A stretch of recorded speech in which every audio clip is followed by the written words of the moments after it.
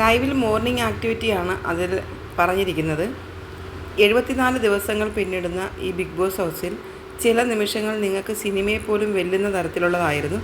നിങ്ങൾക്കൊരിക്കലും മറക്കാൻ പറ്റാത്ത ഒരു ഫേവറേറ്റ് സീൻ എന്താണെന്ന് ഓരോരുത്തരായിട്ട് വന്ന് പറയുക. അപ്പോൾ അനീഷ് വന്നിട്ട് പറയുകയാണ്, ഷാനവാസും ഞാനും കൂടി ജയിലിൽ കിടന്ന ദിവസം കുറേ നേരം സംസാരിച്ചു.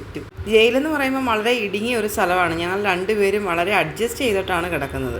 വളരെ നല്ല രീതിയിൽ ചിരിക്കുന്നു, കളിക്കുന്നു, തമാശകൾ പറയുന്നു.